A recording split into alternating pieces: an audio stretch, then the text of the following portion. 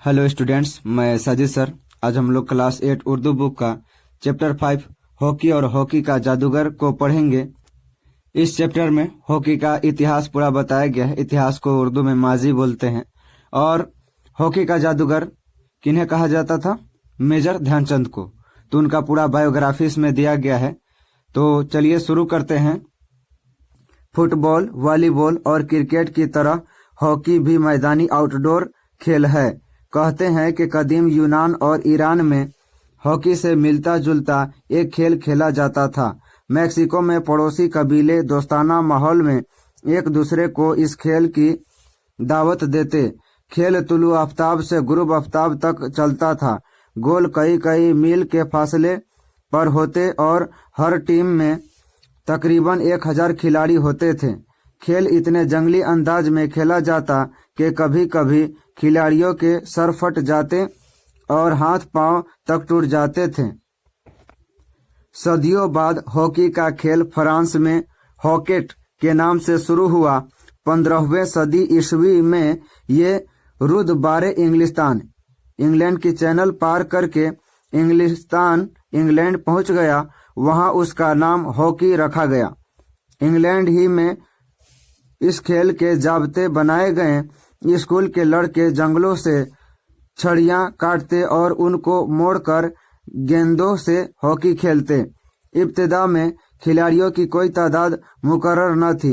बाद में एक टीम के लिए 11 खिलाड़ियों की तादाद तय कर दी गई। हॉकी का मैदान 100 गज यानी 91 मीटर लंबा और 60 गज यानी 54 मीटर चौड़ा होता है। अमेरिका और कनाडा वगैरह में मैदानी हॉकी फील्ड हॉकी के अलावा बंद स्टेडियम में बर्फ पर हॉकी, आइस हॉकी भी खेली जाती है। हिंदुस्तान में हॉकी का खेल अंग्रेजों के जरिए पहुंचा। 1885 में मुल्क का पहला हॉकी क्लब कलकत्ता में कायम हुआ। हिंदुस्तान ने पहली दफा 1928 के ओलंपिक खेलों में हॉलैंड को फाइनल में हराकर हॉकी में तलाई तमगा हासिल किया, यानी गोल्ड मेडल हासिल किया। उसके बाद के तकरीबन 40 साल तक हिंदुस्तानी टीम हॉकी के खेल में सारी दुनिया पर छाई रही। हिंदुस्तानी हॉकी की तारीख मेजर ध्यानचंद के जिक्र के बगैर मुकम्मल नहीं हो सकती। वो इलाहाबाद के एक राजपूत खानदान में 29 अगस्त 1905 को पैदा हुए। 16 साल की उम्र में फौज में मामूली सिपाही की हैसियत से भर्ती हुए और मेजर के ओहदे तक तरक्की की। वो फौज के एक अफसर की निगरानी में हॉकी खेलने लगे और देखते ही देखते दुनिया के एक अजीम खिलाड़ी बन गए। हिंदुस्तान की हॉकी टीम ने जब पहली बार ओलंपिक खेलों में हिस्सा लिया तो फाइनल में हिंदुस्तान और हॉलैंड का मुकाबला था। ध्यानचंद और टीम के दूसरे साथी अचानक बीमार हो गए। कप्तान भी उस वक्त मौजूद नहीं थे। टीम के मैनेजर ने करो या मरो का नारा दिया। ध्यानचंद को तेज बुखार था, लेकिन उन्होंने सोचा कि मैं तो फौजी हूं और एक फौजी को दिलेरी के साथ जंग में जाना ही चाहिए।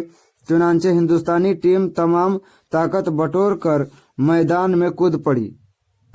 इस मैच में हिंदुस्तान ने हॉलैंड को 3 गोल से हराया, जिनमें से 2 गोल ध्यानचंद ने किए थे।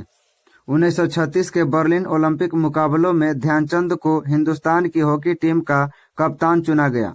फाइनल मुकाबला हिंदुस्तान और जर्मनी के टीमों के दरमियान था। यह मुकाबला बड़ा सख्त साबित हुआ।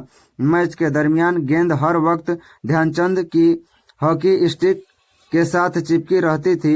गेंद को अपने काबू में रखने के इस अजीब तरीके को देखकर तमाशाई हैरान रह गए।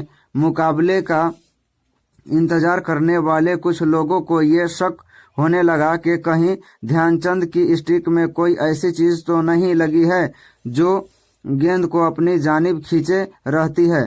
चुनांचे ध्यानचंद को दूसरी स्टिक से खेलने के लिए कहा गया।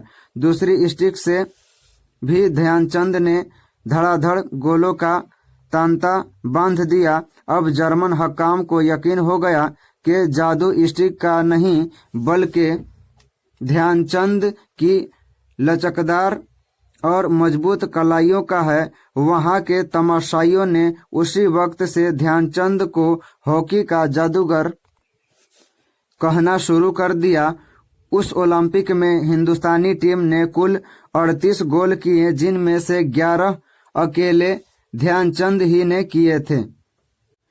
सारी दुनिया में मशहूर होने के बाद भी ध्यानचंद में कभी भी गुरूर पैदा नहीं हुआ। वो कहते थे, हॉकी के मैदान में जो थोड़ी बहुत खिदमत मुझसे हो सकी है, उसका सबब है मेरे मुल्क के बाशिंदों की मुझसे मोहब्बत। मेजर ध्यानचंद नौजवान खिलाड़ियों से हमेशा यही कहते थे कि जाति, शोहरत या नाम के लिए नहीं, बल्कि पूरी टीम को यकजां होकर खेलना चाहिए ताकि मुल्क का नाम रोशन हो। हॉकी के जादूगर का इंतकाल दिल्ली में 3 दिसंबर 1979 को हुआ। तो यहाँ पे आपका चैप्टर कंप्लीट होता है। अगले वीडियो में हम लोग क्वेश्चन आंसर करेंगे। Thanks for watching.